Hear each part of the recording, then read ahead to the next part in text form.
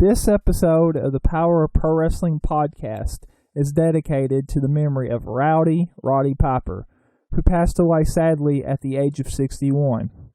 Holding the U.S. and Intercontinental Championships, Piper has competed in NWA, WWE, and WCW, highlighting the companies with his feuds with Hulk Hogan. Along with competing at the very first Starrcade in 1983 and the very first WrestleMania in 1985, Piper is mostly remembered for Piper's Pit, the controversial interview segment that paved the way for many wrestlers' talk show segments like Chris Jericho's Highlight Reel, the Snake Pit, the Peep Show, Miz TV, etc. Having many appearances in WWE, WCW, TNA, and Ring of Honor, Piper's wrestling roots were grounded in the NWA. Thank you, Piper, for not only standing for the silent, but for changing the questions when we thought we knew the answers. You will be heavily missed, Piper.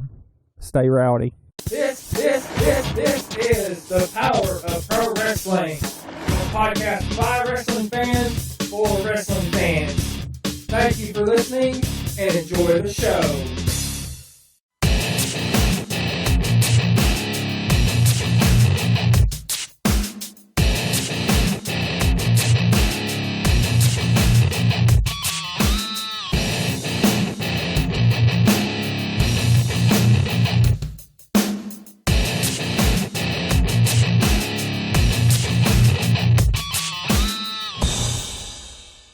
And welcome to the Power of Pro Wrestling podcast, the podcast by wrestling fans for wrestling fans. This is Robert Red, and today is going to be a very interesting episode. I have actually invited my cousin Kevin, better known as the Godfather, on this episode of the podcast. So, welcome, Kevin. How you doing? I'm doing pretty good, Robert. Appreciate the invite, man. I'm really looking forward to it. Excited. Hey, I'm glad to have you on here. So, on this podcast, we're going to talk about the top 5 moments of the week.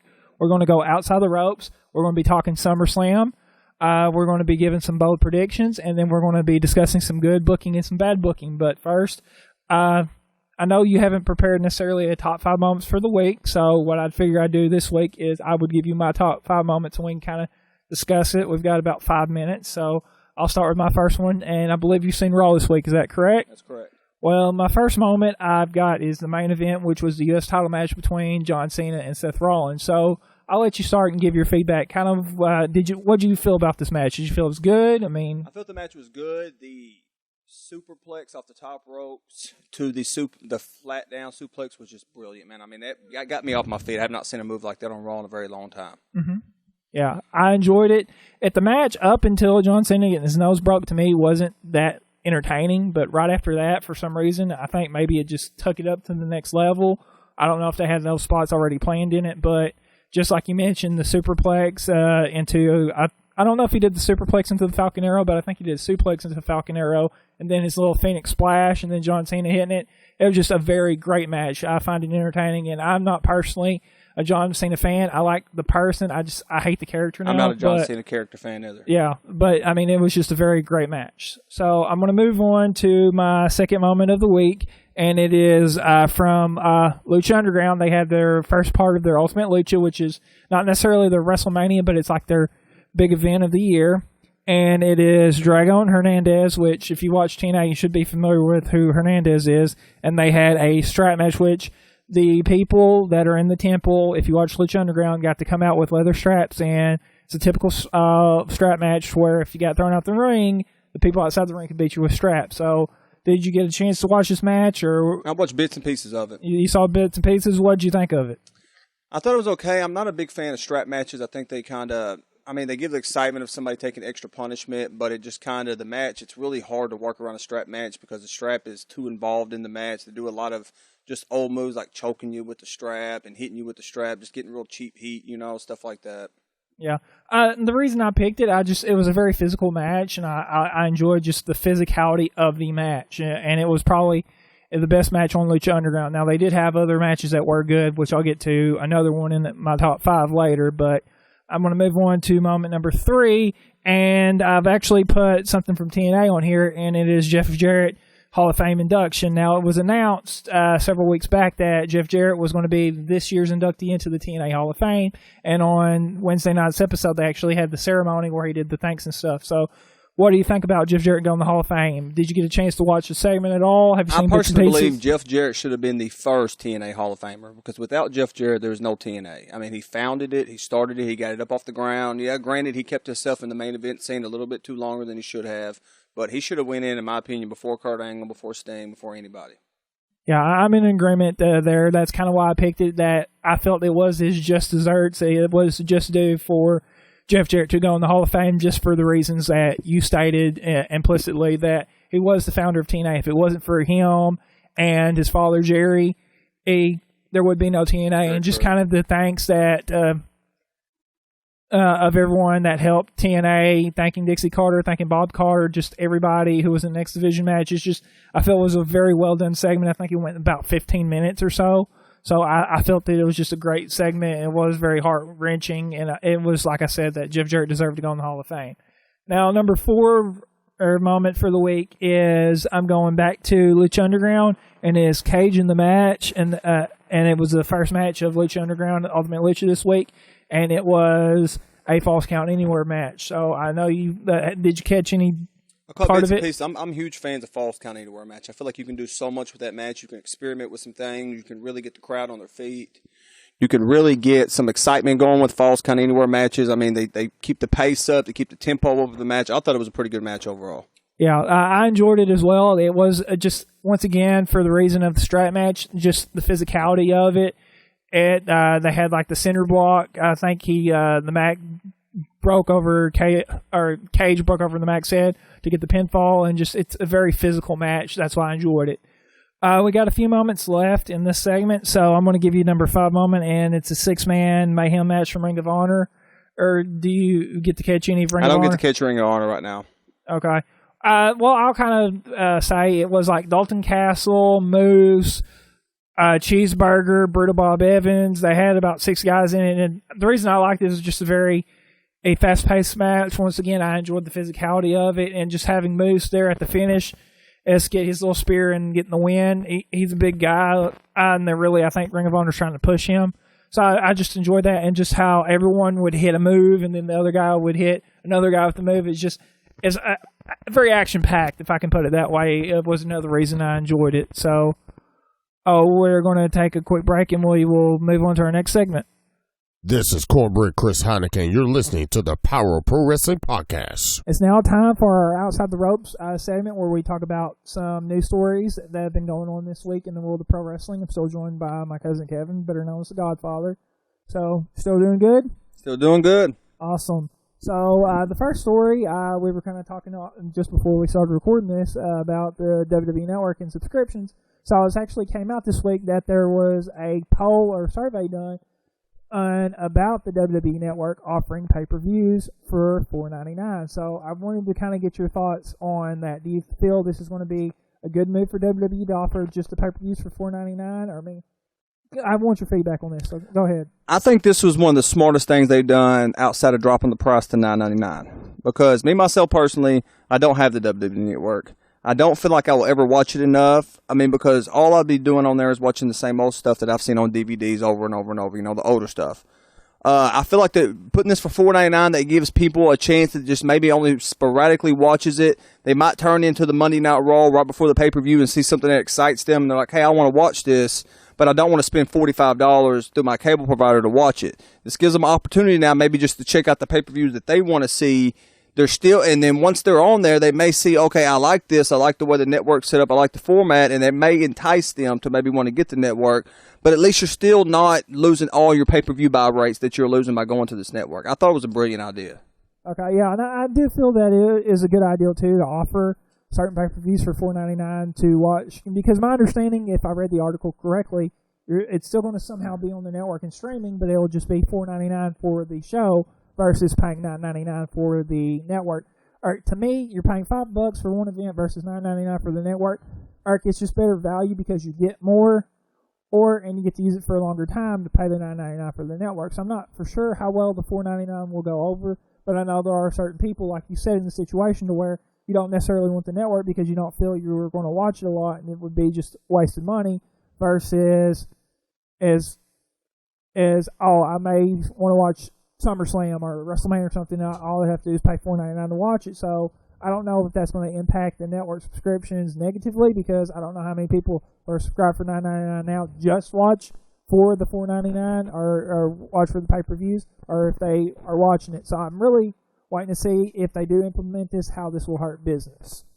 I mean, it could be a good idea for certain people, but it may be a bad idea for the others. So I just want to wait and see how numbers do in subscriptions before I really make up my mind on this. But I mean, you're always going to have your fans that are going to subscribe. yeah, You know, that's your hardcore fans. But I mean, let me an example. An average day in America.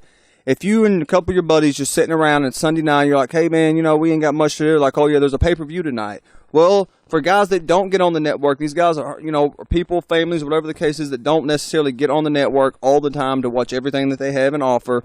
Hey, this gives them a form of entertainment for one, you know, not a month that you regularly are not getting right now because of the fact that these families, people, whatever the case is not subscribing to this network all the time. You're at least getting that $5 a month. Just like the case in before this network, I would get certain pay-per-views, and I would pay the $45, $60, whatever the case was on my, you know, cable provider. I wasn't paying it every month, but they were getting that extra pay-per-view buy rate from me, myself, that they normally wasn't getting. I don't see where this is going to hurt their business. The subscriptions may go down or up. You know, we're going to have to see how that goes, but I feel like this is a very smart business move. They can only get better with this. okay. And we're going to move on to our second news story, and I don't know if you've heard or not, but Layla, WWE Diva, has announced this week that she is going to be retired from the WWE. She has been with the WWE for 9 years. So what are your thoughts on Layla retiring from the WWE? Do you feel this was her decision? She wanted to move on? Because it stated that she wanted to move on. So I want to get your thoughts on this. I feel like if you look at the way the division has kind of been going over the last month, these older head divas are going to have no choice but to retire because they are made it very obvious they're moving in a very strong new direction. They're moving in more athletic divas versus Layla. This is no offense to her as a performer or character, but she was more of these supermodel divas that they really kind of got going into, you know, in the mid 2000s, later like 2005 era kind of on. They got to where they were looking for more stick figure faces to be divas that really were not very athletic at all, and they're making it very obvious they're moving back into that athletic form of a diva. Yeah, I definitely agree. And I mean, I think that's probably why that she did decide to retire from the ring. She's been there for 9 years, and with the new direction, like you mentioned, that they're going, Becky Lynch, Charlotte, Sasha Banks, all them have been killing it on NXT and get moved to the main roster. It is looking like WWE wants to move away from the eye candy type diva and moving more toward the athletic diva that can actually get on the ring. So Layla probably felt that maybe I can't go, and they're moving in a new direction, so maybe it's just time for me to call it quits. And also, I think she wants to settle down because, like I mentioned, she's been with the WWE 9 years. I mean, being a woman, your life cycle, at some point, you want to start having a family, having kids. So, I mean, and I think she's supposed to get married too, so it was probably what weighed on her decision as well. So that and what the new direction the WWE, I feel, was going is why she probably decided to retire. I don't think she's going to be missed. You kind of ask yourself, when's the last time you've seen Layla on TV? When's the last time you've seen her in a decent program? I think her announcement of a retirement, there's always fans of every character out there, but I don't think a lot of people are shedding tears over this right now. Yeah. So let's move on to our third news story of the week, and it is, since we're talking about divas, Ring of Honor, which I know you said you didn't watch a lot of, but they're talking about doing a women's division. Taylor Hendricks, which was a diva for TNA for a very short while, kind of tweeted teasing about having like Women of Honor, and there are some women that do wrestle in Ring of Honor. Veda Scott, Maria does have matches from every once in a while. So what are your thoughts of Ring of Honor adopting a women's division? I don't see what could do any harm to them, because that seems to be the direction that 2015 is going in right now. They're getting more athletic women. A lot of these legendary pro wrestlers, we know they're having kids. Their daughters are now coming up, like you say, Charlotte. And, I don't see where she's not. She's going to be successful being Ric Flair's daughter. She's got all the ins and outs of the business. I don't see where this is going to hurt Ring of Honor at all. I really think it might increase their viewership because now you're giving some of these fans a little bit different, something a little extra there on the end. It may not be a whole lot of matches, may not be a whole lot of divas, but you're going to get some of these hardcore wrestling female fans that may start tuning into Ring of Honor because of the fact now they have a division for them. It's going to give them something to get excited about, give them something to want to view into. Yeah, I definitely agree. I do feel this is the right direction to go for Ring of Honor because just women's sports, like I've talked about on previous podcasts, it's the thing to talk about. Women's soccer team, Ronda Rousey, she has a match on UFC Yes, tonight, of course. which she's dedicating to Piper. We'll get to here in a minute. It's just the way female sports are going nowadays. I feel it's beneficial to Ring of Honor to adopt the women's division.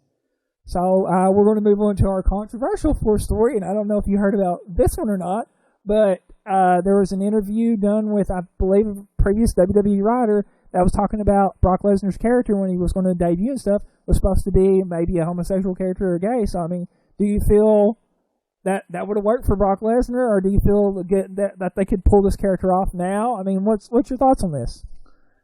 With Brock Lesnar, no. The way they brought him in was it was brilliant. He was billed as the next big thing. He was silent, a non-talker, in a sense, kind of Goldberg essence, about him when he first came in. I almost feel like this story's only coming out now to maybe try to discredit Brock Lesnar a little bit because of how much success he's been having over the last couple of years. I don't understand why this story's even coming out now in 2015 when he's been, his career started in 2002. You're coming out with this now. I'm not really for sure what the essence is of it. 2015, I'm not going to touch on the homosexual topic with you on this podcast. It's something a little sensitive to me. It's not that I'm homosexual or anything like that. I just have different points of view on it than other people do. I'm not going to touch on that if a character would work. We know that there is a WWE character right now, one half the tag team champions, that is homosexual. His character is not so much homosexual. I'm not for sure if a homosexual character is going to work and it's going to catch on with any fans, because pro wrestling's about you got to have that toughness. You got to have that, testicular fortitude about you. You got to have that ability to go out there. You're trying to sell to people and believe that any man at any given time can beat another man, regardless of their size, strength, abilities, whatever the case is. Yeah. Now, in terms of Brock Lesnar and stuff like that, obviously it would not work. So, I mean, I do agree that Brock Lesnar would have not worked as that type of character. And 2015, I mean, with the Darren Young, I like Darren Young, not because of his sexuality or who he sleeps with. So, I mean, obviously I don't want to touch into that either. This is a very sensitive topic. But, I mean, I don't think you necessarily need to go that way. Hey, the fans like Darren Young, I think it should be based on someone's talent and ability.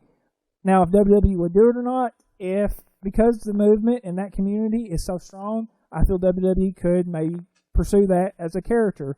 Or I personally, I don't know if I would really get back and support it, considering what are my views and opinions on the topic. So, hopefully they don't do it to Darren Young, because I like Darren Young just the way he is. Leave him alone. You don't have to bring that up. We know that's how he is. You don't have to bring it up. You don't have to bring it in his character. Just leave him alone. And like you mentioned, you don't necessarily, I don't want that just for the simple fact of what you mentioned. And to kind of end this segment, I'm sure everybody has heard the news by now. Yesterday afternoon, at the time of this recording, the Hot Rod, Rowdy Piper, passed away. So I wanted to kind of get your thoughts on that, Kevin. The news first broke at TMZ that Piper had passed away, and then WWE confirmed it. I always wait till WWE confirms something before I really get on the bandwagon. So kind of what's your thoughts on Piper passing away, and maybe just a quick memory or like a favorite memory you have of Piper? It's a sad day. I mean, Roddy Piper was the first, I guess you want to call it, heel that there was in the World Wrestling Federation.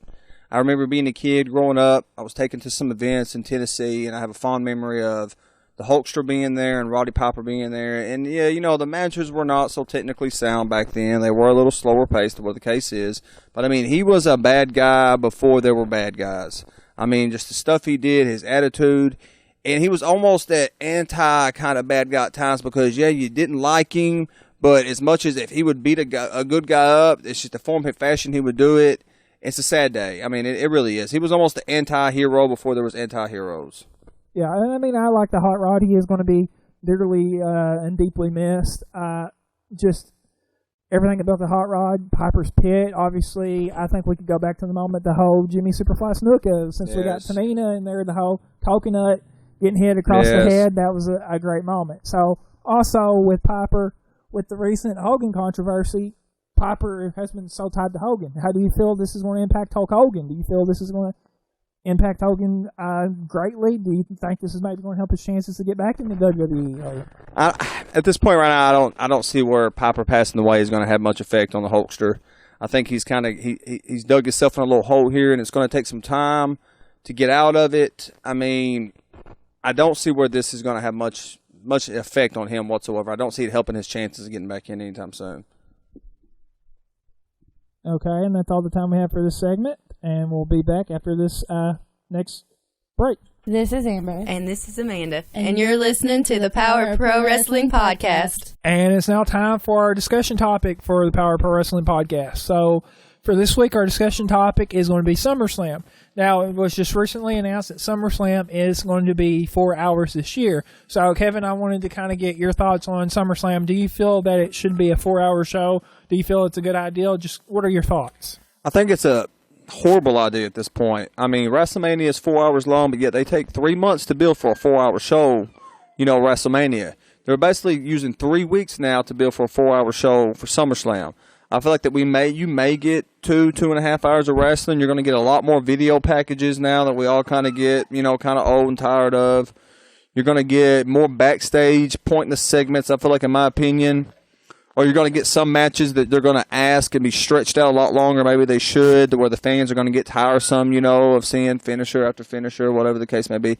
It's just like anybody right now that everybody agrees that Raw needs to be 2 hours versus 3 hours. I don't feel like you need to jump SummerSlam from 2.5, 3 hours up to 4 hours. I don't think they got enough build right now. There's not enough even matches confirmed on this card right now to even bring excitement for a 4-hour pay-per-view. I think it's a terrible idea right now. I don't see what their logic is behind this. Yeah, and I mean, I do agree with you. Kind of my point of the reason why it should not be 4 hours is if you look currently at WrestleMania is a 4-hour show. And it's not necessarily the build, but that is a good point. And I'm going to take this kind of a little bit broader scope and look at sports.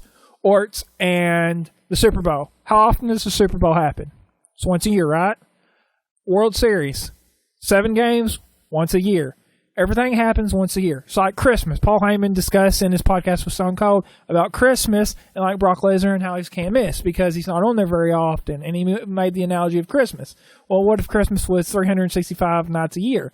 It would lose its spectacle and how special it is. So if you look at it from that way, if you're putting SummerSlam 4 hours, you're putting it on par on WrestleMania, to me you're taking away the spectacle of WrestleMania. Now SummerSlam, I should stay at 3 hours, but you should still give it that WrestleMania-like feel, as in you have the big matches, the big stories, the big rivalries, kind of the payoffs to the story. So I do feel that you need to leave SummerSlam 3 hours. Adding the fourth additional hour takes away from SummerSlam, but you can still keep 3 hours and have those big main event matches that you like. See, with the Money in the Bank briefcase, at this point, everybody gets excited about the cash-in and stuff like that. And Seth Rollins' cash-in at WrestleMania was brilliant, okay?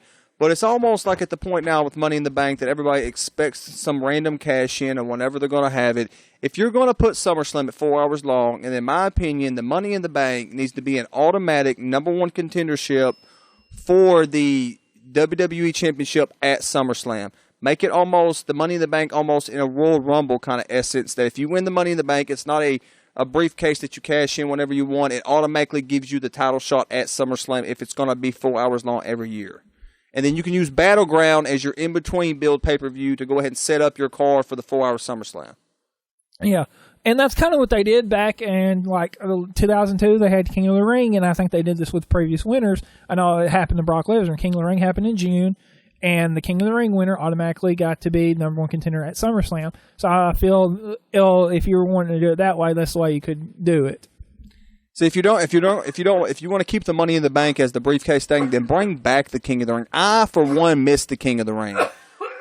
I was disappointed when this year's King of the Ring, you only got to see a couple matches on Raw, and then the King of the Ring was done on the WWE Network. They didn't give it that build. I was excited for them to bring it back, and I was kind of let down by the format and the way they did it. I was always a big fan of the King of the Ring. It gave an up-and-coming guy a shot that kind of gave him a little boost to the main event scene, and it kind of made it seem like, okay, we trust this guy a little bit, because if you go back to previous King of the Rings in the 90s, that was who was being pushed as the next big guy, the King of the Ring winner. Just like you said, in Brock Lesnar in 2002, he was an automatic number one contender for SummerSlam. Bring back the King of the Ring in June. Push Money in the Bank a little different in there, I'm not a fan of the Battleground pay-per-view. I think it's kind of the name. It's kind of a gimmick-type pay-per-view. I think we already have enough of them with Hell in a Cell and Extreme Rules. Kind of get rid of that. Put Money in the Bank maybe in between King of the Ring and SummerSlam. If you're going to give it a 4-hour build, a 4-hour card, you're going to have to put a little bit more time and effort into it instead of just throwing us and making us sit through another 4-hour pay-per-view. Yeah, I mean, I do agree that 4 hours is going to be too long for SummerSlam this year. So I think we're in agreement that it does not need to be 4 hours long. This is Brad Hargett, and you're listening to the Power of Pro Wrestling podcast. And it's now time for our bold predictions. I'm going to give you kind of a scenario in wrestling, and you tell me if you see it as a reality or not. So we're going to start with Daniel Bryan returning to the ring before the end of the year. No. Okay, why no? I feel like that this injury is a little more significant than what they thought. I don't see him returning maybe till next year if he even returns at all. I'm kind of in doubt if he will be returning to the ring by the end of the year, just for the simple fact he's had a concussion. And he is been cleared, my understanding, by his doctor. So, I mean, I could see it happening. Maybe he comes back after SummerSlam or one of the following subsequent pay-per-views. So, I mean, I could see it possibly happening before the end of the year, but I'm just really unsure on it. So, I'm going to move on to the hot controversy. How about Hulk Hogan ever returning to WWE? Yes. Okay, you do see Hulk Hogan returning to WWE? Why is that? I see. I think that there's been guys in the past. At one time, we never thought we'd ever see the Ultimate Warrior on World Wrestling, entertainment again, and he eventually returned. I feel like this right now, their best move was to take him out because of the situation. But I think over time, people are going to let this pass. It's not going to be such a big deal to them, and people are going to forgive and forget. Yeah, I do. I can see Hulk Hogan maybe eventually making his way back to WWE, maybe not this year or next year. But eventually, like you mentioned with Ultimate Warrior, I mean, if you look back at Ultimate Warrior, they did a DVD in 2005 called The Destructive Ultimate Warrior, and no one thought the Ultimate Warrior would be back because that caused a lot of bad blood. But just like last year or so, he got inducted into the Hall of Fame, came back, all was right and well. So, I mean, I can see Hulk Hogan coming back to the WWE. So, let's move on to our third thing. John Cena losing the U.S. Championship before the end of the year. Yes. Okay, why is that? I feel like the whole purpose of him winning the U.S. Championship at WrestleMania was put more prestige to it. I don't ever feel like the long-term plan was for him to be a long-term champion. And we're getting about the time of the year that they kind of start resetting into the WrestleMania season. This is usually the time of the year that most titles start changing and start building up toward the World Rumble. Yeah, I do agree with you. I do see John Cena losing the U.S. title, I think, before the end of the year. So I do see him losing the belt. And like you mentioned at SummerSlam, it could be as early as SummerSlam. Or it could be a few pay-per-views later, but I do see John Cena losing the U.S. title before the end of the year. So let's move on to Sheamus cashing in Money in the Bank before the end of the year. Yes. I don't feel like it's going to be successful, though. Okay. So you do see him cashing in, but you don't feel it would be successful. When do you see him maybe cashing in Money in the Bank? I see like maybe toward the end of the year when they're struggling with ratings or they're trying to get a little different mix into it before the year rolls around to World Rumble. I don't see it necessarily being a success because I feel like Sheamus is the older guard guy. I feel like the only reason why they brought him back is because they need another guy on the roster to try to fill in some mid-card spots. And I really believe the only reason why he did win is because it was looking more predictable and obvious that Roman Reigns was going to win. So I think they just kind of threw that curveball there, having somebody else win it. But I don't feel like their intention is ever for this person that did win it to be the champion. I could see him potentially cashing in by the end of the year. It's kind of, I'm on the fence about this because if you look, a lot of them wait until almost WrestleMania time or around that time to actually cash in Money in the Bank. So I mean, it may not necessarily be this year, before the end of this year, but I would say maybe early next year. So let's move on to our next thing. How about Finn Balor debuting on the main roster? Yes. I see maybe by the end of the year him debuting because the simple fact that they don't have a lot of depth in their roster right now. And just when they did with Kevin Owens, they gave him the championship. He wasn't champion very long before they went ahead and debuted him with that championship. I could see Finn Balor even debuting on Raw just like Kevin Owens did with the NXT championship in tow. Yeah, I'm in agreement with you. I can see Finn Balor before the end of the year debuting. And I think they probably want him to have several feuds in NXT before they do debut him on the main roster. Or now they may not treat him like Kevin Owens and fast track him to the main roster. They may be like Sami Zayn, where because Sami Zayn's been on NXT like for a couple of years before he got promoted to the main roster. So with Finn Balor, I don't know, with him being a smaller guy, I don't know if they would necessarily put him to the main roster before the end of the year. here, but I wouldn't be surprised if it did happen. So that's all the predictions we have, and we're going to take a quick break, and we'll be back after this. Hey, this is John Jones, and you're listening to the Power of Pro Wrestling podcast. It is now time for our final segment of the Power of Pro Wrestling podcast, and it is good booking or bad booking. So I'm going to give you some scenarios. Kevin, you tell me if this is good booking or bad booking. First one, Neville Stardust feud. Good booking or bad booking? I think it's good booking. You're not really doing much with Neville right now, so it gives him kind of somebody to feed off of. It's a little higher. You know, Neville does really good in fast-paced matches. Give him somebody to maybe match up with him a little bit. To me, yeah, it's bad booking. It's just too weird. Then this comic book feel, I'm not really into it. I know they're trying to build a feud with Stardust and Stephen Amell, who plays Arrow. It's just a weird booking and stuff like that. So I'm going to say bad booking on this one. Jeff Jarrett and TNA Hall of Fame. Good booking or bad booking? Good booking. I think he needs to get the recognition for being the founder of TNA. Like I said before, I feel like he should have been the first one in TNA Hall of Fame. So I think I don't see where they lose on this situation. Yeah, it's good booking for me as well. I do feel, like we mentioned earlier in the podcast, that Jeff Jarrett does belong into the TNA Hall of Fame. So I do feel this was good booking. Bully Ray is the TNA authority figure. Bad booking. Okay, why is that bad booking? At this point in Bully Ray's career, it's not believable to me to be anything. He had his run, yeah, as a good heel champion and everything, but at this point, he needs to be either putting other guys over in matches or working in a tag team with his brother Devon. Yeah, I'm not a big fan of Bully Ray being the authority figure. I just don't see him as in that role. I mean, Bully Ray's a wrestler. I'm okay with him being a tag team wrestler or singles, him being world champion. I'm okay with that. I just do not see him as the authority figure, so I do feel this is kind of a bad booking decision. How about another TNA thing? EC3 is world champion. At this point, I'm kind of hung up on it. I guess, bad booking. I'm not believable EC3 being a champion. TNA's not doing a very good job right now making their championship seem prestigiable, in my opinion. They're not doing a good job of utilizing the talent they have on the roster. Yeah, and that's when I found out that EC3 was going to be beating Kurt Angle and being the TNA World Heavyweight Champion. I did feel that he would not be a credible world champion. I even asked someone on a Facebook group that I'm a part of, would you buy EC3 as a credible world champion? I mean, like, no, I don't. I mean, he wasn't really handled right when he was in NXT as Derek Bateman and then coming over as Dixie Carter's nephew, being EC3. Yeah, I don't feel I can buy him as a credible world champion, so I do feel it is bad booking and stuff. And the last one for the segment, how about the New Day Primetime Players feud? Bad booking. It's kind of stale at this point. It's old. I mean, how many rematches do you have to have with the titles never changing hands before you realize that something's not working? I'm actually enjoying the feud, so I'm going to say it's good booking, and just for the simple fact they've kept it entertaining.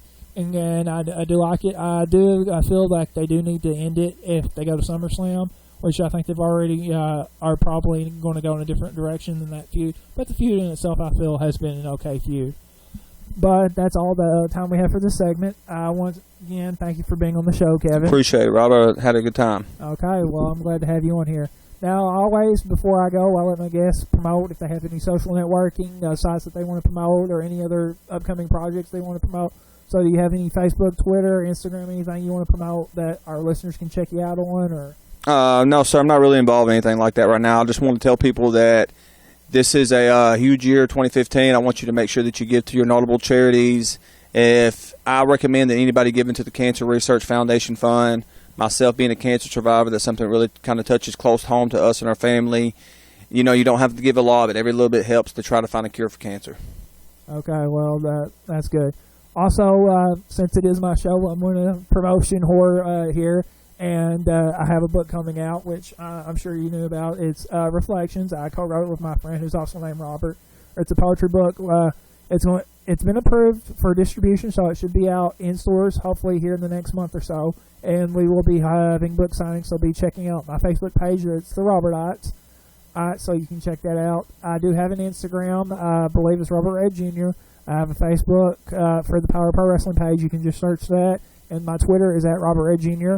And also, if you have your top 5 favorites, tweet them to me. Put them in the comments on Facebook, just whatever. If you have your suggestions on SummerSlam being 4 hours, just anything you like that, send them and feel free to do that. But once again, this has been Robert Red for the Power Pro Wrestling podcast. Thank you once again, Kevin, for joining me. I appreciate that, Robert. And we will catch you guys later.